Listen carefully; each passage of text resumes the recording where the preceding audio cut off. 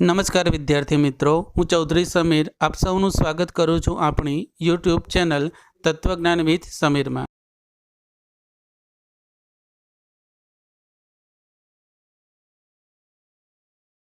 આ વિડીયોને લાઈક કરો, આપણી ચેનલને સબસ્ક્રાઈબ કરો અને બાજુના બેલ આઇકનને જરૂરથી દબાવો। અનુમાન કે દલીલનું સ્વરૂપ સમજાવો અથવા आधार विधान अने फलित विधान ने उदाहरण आपी समझावो। सौ प्रथम आपणे दलीलनो अर्थ जोईशुं। दलील एटले विधानोनो एक एवो समूह छे के जेमां एक अने मात्र एक फलित विधान होय छे अने बाकीना विधानो आधार विधानो होय छे। विद्यार्थी मित्रों, अहीं वात करी छे के दलील ए विधानोनो एक एवो समूह छे। दलील छे ते विधानोनी बनेली होय छे अने विधानोनी संख्या एक करता वधारे होय छे। तेथी विधानोनो समूह एवा शब्दोनो અહીં उपयोग करेलो छे। ए जेटला पण विधानो होय तेमां एक अने मात्र एक फलित विधान होय छे। फलित विधाननी संख्या एक अने मात्र एक ज होय छे अने फलित विधान सिवायना बाकीना विधानो ए आधार विधानो होय छे। आज बाबतने उदाहरण साथे समझीए। उदाहरण, सर्व शूरवीर कुशल योद्धा छे।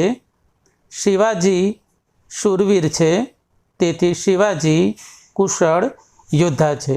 विद्यार्थी मित्रों, अहीं प्रथम बे विधानो जे आपेला छे ए विधानो आधार विधानो छे, जेने समर्थन के पुरावाओ तरीके पण ओळखवामां आवे छे। अने छेल्ले आपेलुं विधान ए फलित विधान छे अथवा तो कथन छे के जेने साबित करेलुं छे। उपर उदाहरणमां जेम कह्युं के फलित विधाननी संख्या एक अने मात्र एक ज होय छे, तो अहीं फलित विधान एक ज छे अने बाकीना विधानो आधार विधानो होय छे, तो बाकीना बे विधानो छे ए आधार विधानो छे। हवे आ अर्थमांथी स्पष्ट थता मुद्दाओ समझीए। नंबर एक, कोईपण दलीलमां ओछामां ओछा बे अथवा वधारे विधानो होय छे।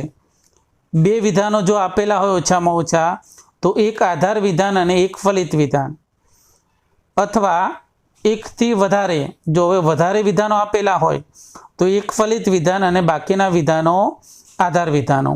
हवे ओछामां ओछुं एक विधान आधार विधान पण होय छे ने एक थी वधारे पण आधार विधान होय छे अने फलित विधान तो मात्र एक अने एक ज होय छे। बीजुं एक उदाहरण लई अने आपणे आ मुद्दाने समजीए। अहीं एक दलील आपेली छे, आजे पूनम छे तेथी दरियामां भरती आवशे। तेथी पछी जे विधान आपेलुं छे ते फलित विधान छे अने तेना सिवायनुं विधान छे ते आधार विधान छे। एटले के आधार विधाननी संख्या ओछामां ओછી एक होय छे।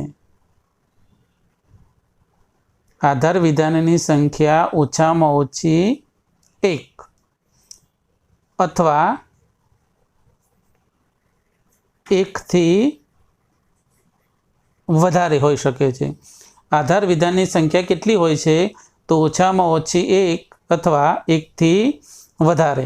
आधार विधाननी संख्या एक पण होय ने एक थी वधारे होय तो बे आधार विधान होय, त्रण होय, चार होय, पांच गमे तेटला होई शके छे।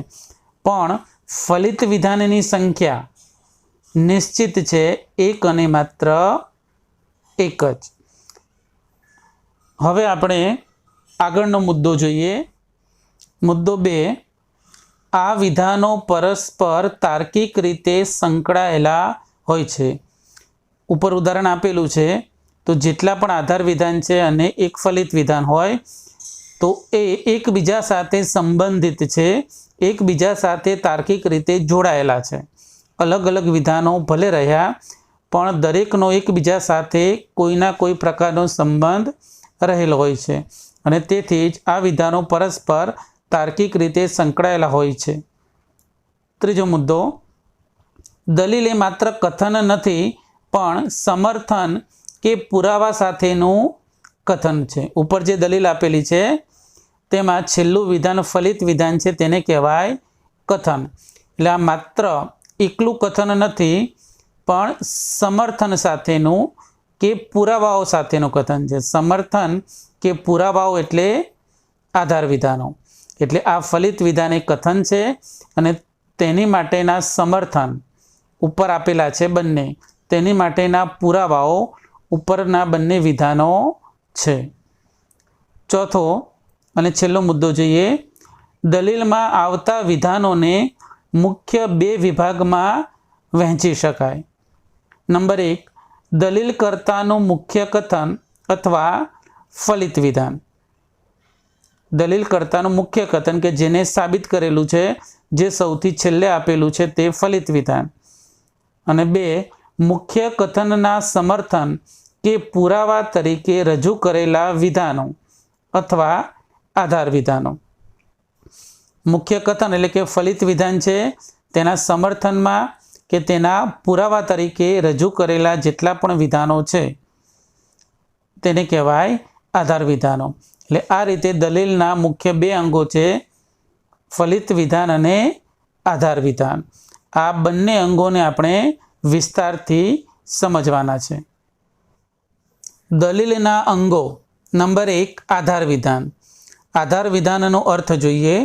દલીલમાં આવતા વિધાન સમૂહમાંના જે વિધાન કે વિધાનોમાંથી ફલિત વિધાનને ફલિત થતું દર્શાવવામાં આવ્યું હોય તે વિધાનોને આધાર વિધાન કહે છે। ફરીથી, દલીલમાં આવતા વિધાન સમૂહમાંના, અગાઉ વાત કરી ચૂક્યા છે કે દલીલ વિધાનોની બનેલી હોય છે અને વિધાનોની સંખ્યા 1 અથવા 1થી વધારે હોય છે, એટલે કે વિધાનોનો સમૂહ હોય છે। એમાં જે વિધાન એટલે કે ઓછામાં ઓછું એક વિધાન અથવા 1થી વધારે જે વિધાનો હોય છે એમાંથી ફલિત વિધાનને કે જે એક અને માત્ર એક હોય છે તે ફલિત વિધાનને ફલિત થતું, નિષ્પન્ન થતું દર્શાવવામાં આવ્યું હોય તે વિધાનોને કહેવાય આધાર વિધાનો। ઉદાહરણ તો ઉપરના ઉદાહરણમાં સર્વ શૂરવીર કુશળ યોદ્ધા છે અને શિવાજી શૂરવીર છે। આ બંને વિધાનો આધાર વિધાનો છે। ઉપરના ઉદાહરણની અંદર સર્વ શૂરવીર કુશળ યોદ્ધા છે અને શિવાજી શૂરવીર છે। આ બંને વિધાનો આધાર વિધાનો છે। કેમ કે આ વિધાન સમૂહોમાંથી આ બે વિધાનોની અંદરથી આ ફલિત વિધાનને ફલિત થતું કે નિષ્પન્ન થતું દર્શાવવામાં આવ્યું છે। એટલે કે આ ફલિત વિધાનના આ બંને આધારો છે, જેને કહેવાય આધાર વિધાન। આધાર વિધાન નિર્દેશકો। આધાર વિધાન નિર્દેશકો એટલે શું?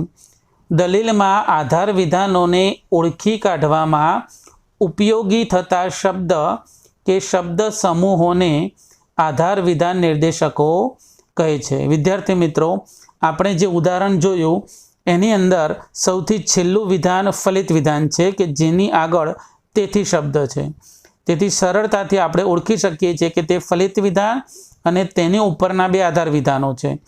પણ એવી પણ દલીલો આવે છે કે જેની અંદર આધાર વિધાન છે એ નીચે આપેલું હોય અને ફલિત વિધાન ઉપરની સાઈડ હોય, ફલિત વિધાનને ઓળખવા માટેના કોઈ શબ્દો હોય નહીં। તો આ સમયે આધાર વિધાન નિર્દેશકો આપણને ઉપયોગી બને છે કે જે શબ્દોને આધારે આપણે કહી શકીએ છીએ કે આ વિધાન આધાર વિધાન છે। એ નિર્દેશકો કયા કયા છે જોઈએ। આધાર વિધાન નિર્દેશકો પછી આવતા વિધાન આધાર વિધાનો છે। જેટલા પણ આધાર વિધાન નિર્દેશકો હોય એના પછી જે વિધાન આવે એ વિધાનને કહેવાય આધાર વિધાન। આધાર વિધાન નિર્દેશકો તરીકે કેમ કે, કારણ કે, એનું કારણ એ છે કે આ ત્રણ શબ્દોનો ઉપયોગ થાય છે। હવે આધાર વિધાન નિર્દેશકોનો ઉપયોગ થયેલો હોય એવી બે દલીલો આપણે જોઈએ। જો વિદ્યાર્થી મિત્રો, પહેલી દલીલની અંદર બે વિધાનો છે દરિયામાં ભરતી આવશે. નંબર 2, કારણ કે આજે પૂનમ છે. વિદ્યાર્થી મિત્રો, અહીં કારણ કે શબ્દ જે આપેલો છે એ શબ્દ છે આધાર વિધાન નિર્દેશક. આધાર માટે લખીએ આ, વિધાન માટે લખીએ વી. આધાર વિધાન નિર્દેશક. અને હમણાં જ વાત કરી આધાર વિધાન નિર્દેશક પછી આવતું વિધાન, એ વિધાન કયું વિધાન થાય? આધાર વિધાન. એટલે આ દલીલની અંદર આધાર વિધાન નીચે આપેલું છે અને એની પહેલાં ફલિત વિધાન આપેલું છે. એટલે આ વિધાન થશે ફલિત વિધાન. અહીં કારણ કે એ નિર્દેશકને આધારે આજે પૂનમ છે એ આધાર વિધાન છે એમ આપણે ઓળખી શકીએ છીએ. બીજું ઉદાહરણ જોઈએ, તેમાં પણ 2 વિધાનો છે. આજે વરસાદ આવશે. 2, કેમ કે આકાશમાં એ પ્રકારના વાદળા છે. અહીં શબ્દ આપેલો છે કેમ કે. કેમ કે શબ્દ એ આધાર વિધાન નિર્દેશક છે અને આધાર વિધાન નિર્દેશક પછી આવતું આ વિધાન, એ વિધાનને કહેવાય આધાર વિધાન. તો આ રીતે આધાર વિધાન નિર્દેશકોને આધારે કોઈ પણ દલીલમાંથી આધાર વિધાન કયું છે તે આપણે ઓળખી શકીએ છીએ. આધાર વિધાનની અંદર એક નોંધપાત્ર મુદ્દો જોઈ લઈએ. જો કોઈ દલીલમાં આધાર વિધાન નિર્દેશકો આપેલા જ ન હોય, કેમ કે કારણ કે એનું કારણ એ છે કે આ 3માંથી એક પણ શબ્દ આપેલા ન હોય તો આધાર વિધાન ઓળખી શકાય નહીં. આ સમયે આપણે શું કરી શકીએ? તો એ સમયે દલીલ કરતા એટલે કે દલીલ કરનાર જે વ્યક્તિ છે તે જે સાબિત કરવા માગે છે કે જે કંઈ કહેવા માગે છે તેના સમર્થનમાં શું કહે છે એ પ્રશ્ન પૂછીને આધાર વિધાનને ઓળખી શકાય છે. એટલે જ્યારે આધાર વિધાન નિર્દેશકો ન આપેલા હોય ત્યારે આપણે પ્રશ્ન પૂછવાનો, આપણી જાતે દલીલને જોઈ અને પ્રશ્ન પૂછવાનો કે દલીલ કરતા અહીં જે સાબિત કરવા માગે છે તો તેના સમર્થનમાં તેના પુરાવાઓ તરીકે શું કહે છે, અને એ પ્રશ્નના જવાબમાં જે વિધાનો મળશે એ વિધાનો થશે આધાર વિધાન. તો આ રીતે આધાર વિધાન નિર્દેશકો ન હોય ત્યારે પણ આપણે આધાર વિધાન આ પ્રશ્ન પૂછીને શોધી શકીએ છીએ. અહીં આધાર વિધાનનો મુદ્દો આપણો પૂર્ણ થાય છે. હવે દલીલનું બીજું અંગ જોઈએ, ફલિત વિધાન. ફલિત વિધાન અર્થ જોઈએ. દલીલમાં આવતા વિધાન સમૂહમાંના જે વિધાનને એ સમૂહના બાકીના વિધાનોમાંથી ફલિત થતું દર્શાવ્યું હોય તે વિધાનને ફલિત વિધાન કહે છે. આગળ વાત કરી એ જ પ્રમાણે દલીલ વિધાનોની બનેલી હોય છે અને વિધાનોની સંખ્યા વધારે હોવાથી તેમાં વિધાનોનો સમૂહ હોય છે. તો એ સમૂહની અંદરથી જે વિધાનને, જે એક વિધાન છે, એક અને માત્ર એક વિધાનને એ સમૂહના બાકીના વિધાનોમાંથી ફલિત થતું દર્શાવ્યું હોય, એટલે જે વિધાનને ફલિત કરેલું હોય, જે વિધાનને નિષ્પન્ન કરેલું હોય, જે વિધાનને તારવેલું હોય, એવું એક અને માત્ર જે એક વિધાન છે તે વિધાનને ફલિત વિધાન કહેવાય છે. ઉદાહરણ જોઈએ. ઉપરના ઉદાહરણમાં શિવાજી કુશળ યોદ્ધા છે, આ ફલિત વિધાન છે. જુઓ, અહીં 3 વિધાનો આપેલા છે. એમાંથી આ જે છેલ્લું વિધાન છે તેને ઉપરના 2 વિધાનોમાંથી ફલિત કરેલું છે, તારવેલું છે, નિષ્પન્ન કરેલું છે. તેથી આ છેલ્લું વિધાન છે શિવાજી કુશળ યોદ્ધા છે તે ફલિત વિધાન છે, જેને કથન તરીકે પણ ઓળખી શકાય છે. હવે ફલિત વિધાન નિર્દેશકો જોઈએ. એટલે કે કોઈ પણ દલીલ આપેલી હોય તેમાંથી કયું ફલિત વિધાન છે તે કેવી રીતે ઓળખવું, તેના નિર્દેશકો કયા કયા છે તે સમજીએ. દલીલમાં ફલિત વિધાનને ઓળખી કાઢવામાં ઉપયોગી થતા શબ્દ કે શબ્દ સમૂહને ફલિત વિધાન નિર્દેશકો કહેવાય. ફલિત વિધાન નિર્દેશકો પછી આવતું વિધાન ફલિત વિધાન છે. જેટલા પણ ફલિત વિધાન નિર્દેશકો હોય એના પછી જે વિધાન આવે એ એક અને માત્ર એક વિધાન ફલિત વિધાન હોય છે. હવે ફલિત વિધાન નિર્દેશકો કયા કયા છે તે જોઈએ. તો ઘણા બધા નિર્દેશકો છે, તેથી, એથી, માટે. આનો અર્થ એ કે આના પરથી એમ સ્પષ્ટ થાય છે કે, પરિણામે, તો પછી, એટલે, એટલા માટે. આના પરથી એમ ફલિત થાય છે કે. આ શબ્દો ફલિત વિધાન નિર્દેશકો છે. મિત્રો, આ બધા શબ્દો તમારે યાદ રાખવા પડશે, કેમ કે પરીક્ષાની અંદર કોઈ એક દલીલ આપેલી હોય તેમાં ફલિત વિધાનને જો ઓળખવું હોય તો આ શબ્દો શોધવાના, અને આ શબ્દો પછી જે વિધાન આપેલું હોય તે ફલિત વિધાન હોય છે. કેટલાક ઉદાહરણ લઈ અને આ બાબતને આપણે સમજીએ. જો પ્રથમ ઉદાહરણની અંદર બે વિધાનો આપેલા છે. આધુનિક યુગમાં વાહનોનો બેફામ ઉપયોગ થાય છે, પરિણામે પર્યાવરણ પ્રદૂષિત થાય છે. અહીં ફલિત વિધાનને ઓળખવું છે, તો આ છે ફલિત વિધાન નિર્દેશક પરિણામે. ટૂંકમાં લખીએ, ફ એટલે ફલિત, વી એટલે વિધાન નિર્દેશક, અને ફલિત વિધાન નિર્દેશક પછી જે વિધાન આવે એ વિધાનને કહેવાય ફલિત વિધાન. એટલે આ વિધાન થયું ફલિત વિધાન.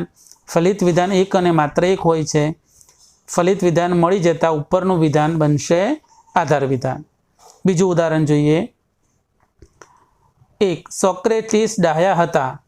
આથી 2. સોક્રેટિસ સુખી હતા, કારણ કે દરેક ડાહ્યા માણસો સુખી હોય છે. અહીં આથી શબ્દ આપેલો છે. આથી શબ્દ એ છે ફલિત વિધાન નિર્દેશક, અને ફલિત વિધાન નિર્દેશક પછી આવતું વિધાન સોક્રેટિસ સુખી હતા, આ વિધાન થશે ફલિત વિધાન.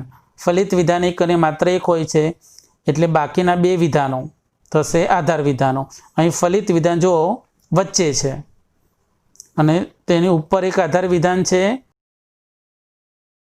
તેની નીચે પણ બીજું આધાર વિધાન છે. આ રીતે ફલિત વિધાન નિર્દેશકોને આધારે દલીલમાં ફલિત વિધાન કયું છે તે સરળતાથી ઓળખી શકાય છે.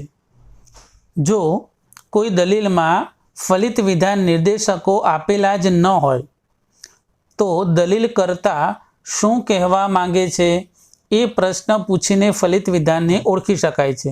આપણે જે પણ ફલિત વિધાનનું લિસ્ટ જોયું એમાંથી એક પણ ફલિત વિધાન નિર્દેશક ન હોય, ત્યારે ફલિત વિધાનને ઓળખવું હોય તો દલીલ કરનાર જે વ્યક્તિ છે તે શું કહેવા માંગે છે, શું સાબિત કરવા માંગે છે એ પ્રશ્ન જો પૂછીએ તો તેના જવાબમાં જે વિધાન મળે તે વિધાન થશે ફલિત વિધાન.